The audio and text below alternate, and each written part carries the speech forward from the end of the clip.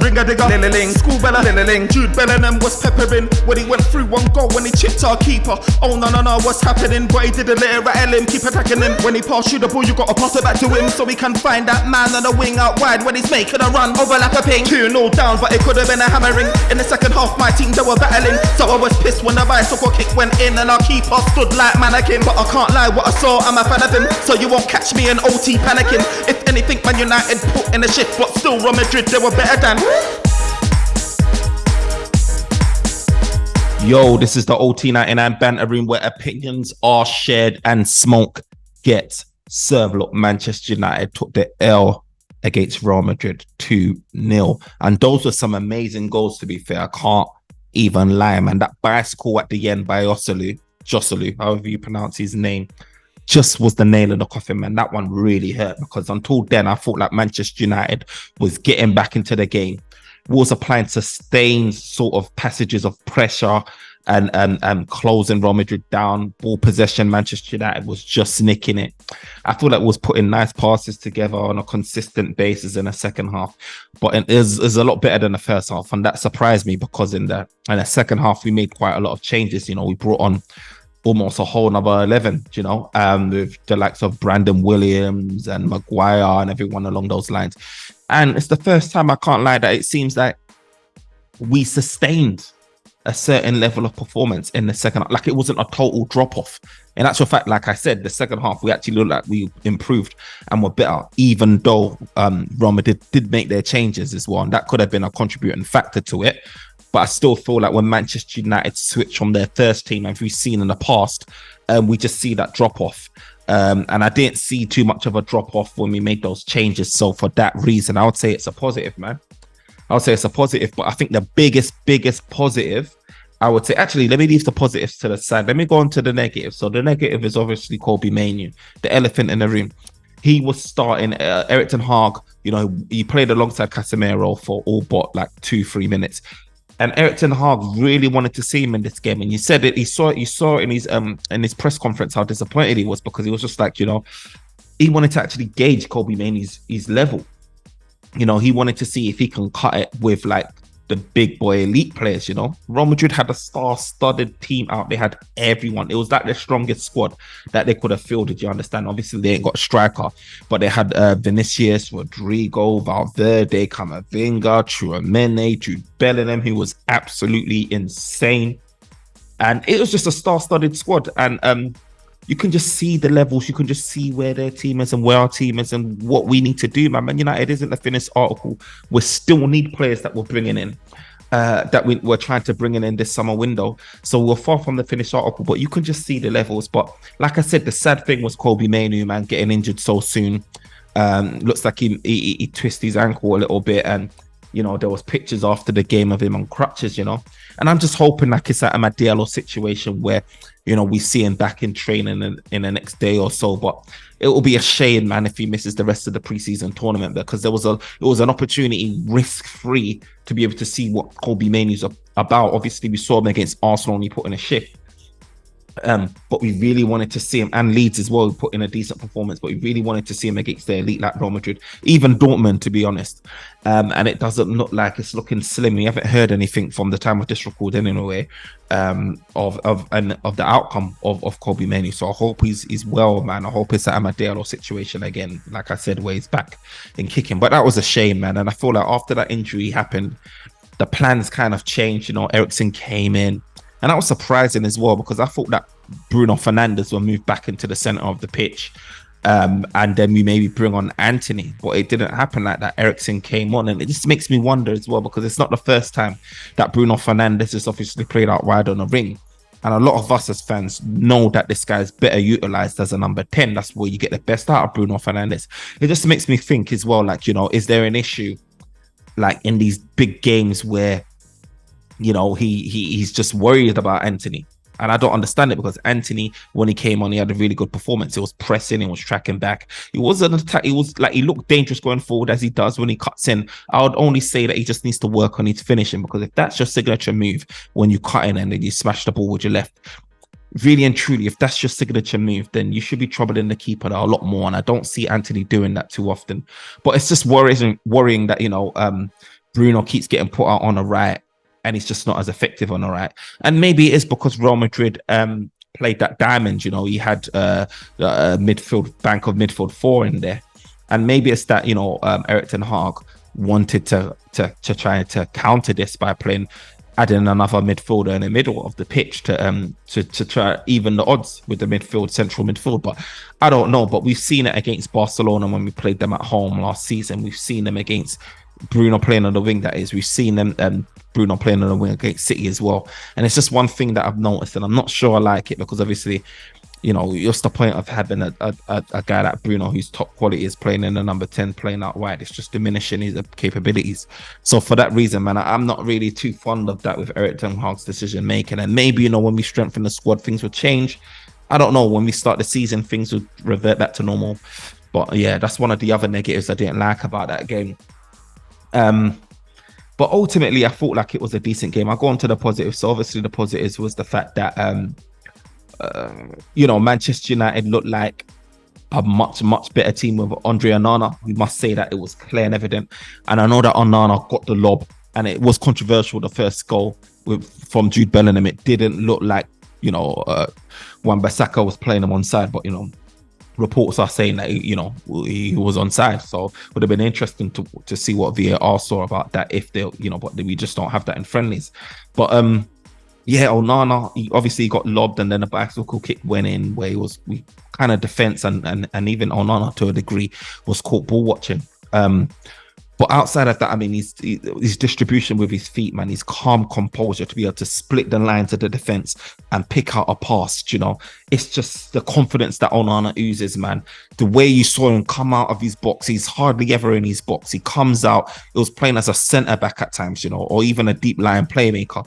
There's times where he was looking at Varane saying, he passed it to Varane. Varane's like doing all sorts of it.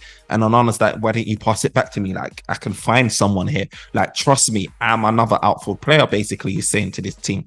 And I feel like over time, our players are going to learn more and more to trust him and give him the ball, because he's really is the 12th man on the pitch. He really is, and it's just a big contrast to what David De Gea was. David De Gea was great at shot stopping, and maybe he would have pulled off a save with that bicycle kick from Joselu, and maybe he would have pulled off a save with the lob for Bellingham.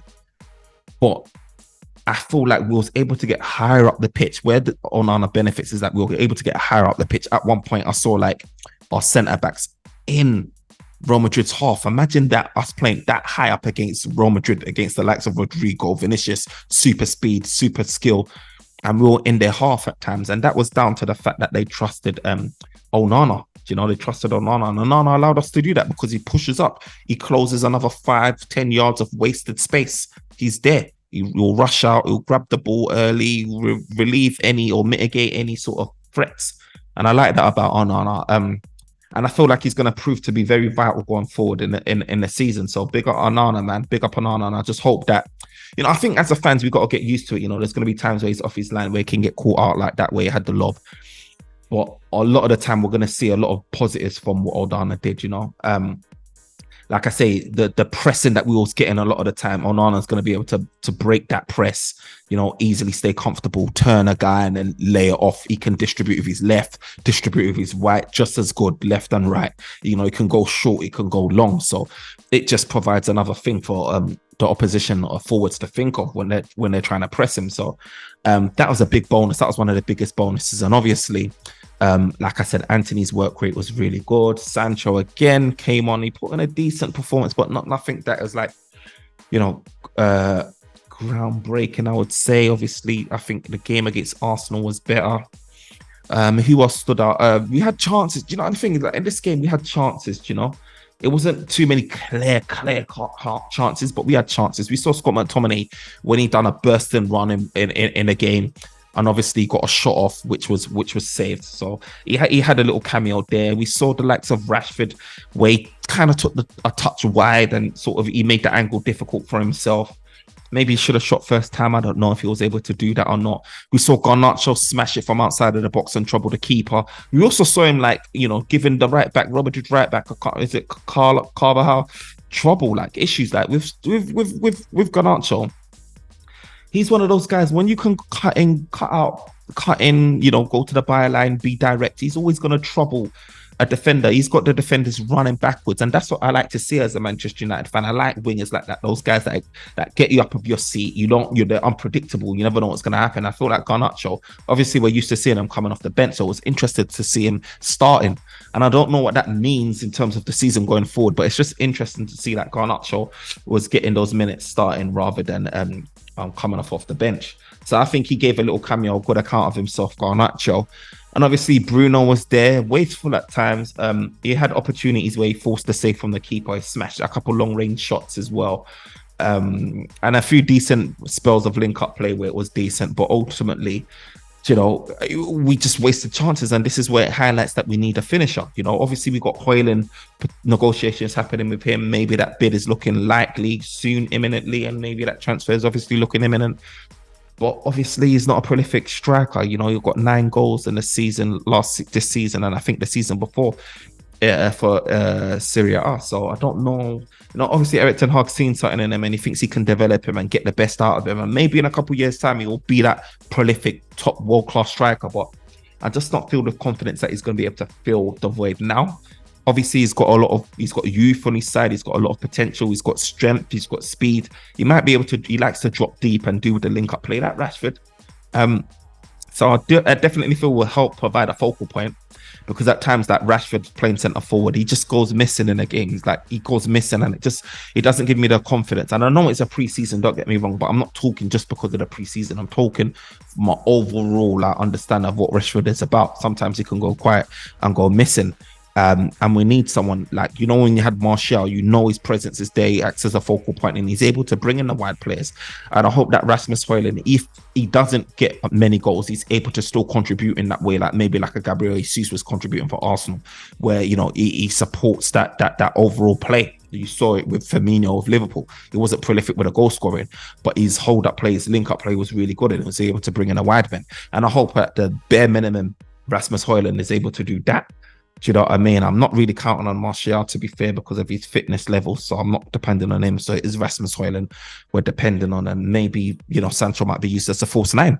And he might be playing through the season as a false 9 and rotating, and maybe Rashford, Sancho, Rasmus Højlund at times rotating, occupying that central position. I don't know. I don't know what the plans is, but there were obviously chances that we had, and it's just the same old story of like last season when we're just not clinical. And against a team like Real Madrid, you got to take your chances. We saw Mason Mount earlier in the first half in the game where he kind of scuffed a shot, which looked like a good opportunity, a good phase of play, scuffed a shot on the keeper, got his hands on that. We saw Donny van der Beek as well have a little opportunity where his shot didn't really look convincing and didn't really trouble the keeper.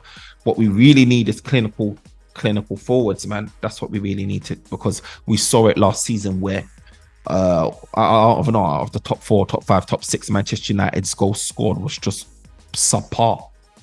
It was subpar, and we really need to work on that. And obviously, like, the goalkeeper was an issue. We replaced that. Defensive midfielder cover was an issue. Maybe Mainoo can step up to the plate. Maybe it's Amrabat that comes in, so that will help resolve that issue.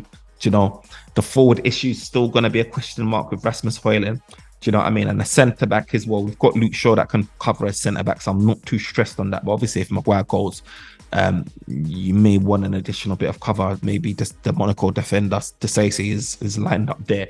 We don't know, but there's things that's been taken care of. But look, I can only say that we gave a decent account of ourselves against Real Madrid.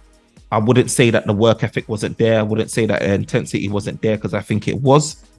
I just feel like certain times you just have to accept that the team, Real Madrid, was a better team. They're in a different league, a different stage to us right about now. So I have to accept that. And I did see, if Erik ten Hag, just to conclude, he was saying things along the line. Obviously, he touched on the finishing. He also touched on the pressing, that the pressing weren't as good as it was, against Arsenal. And it just needs to be more consistent. We need to up that level.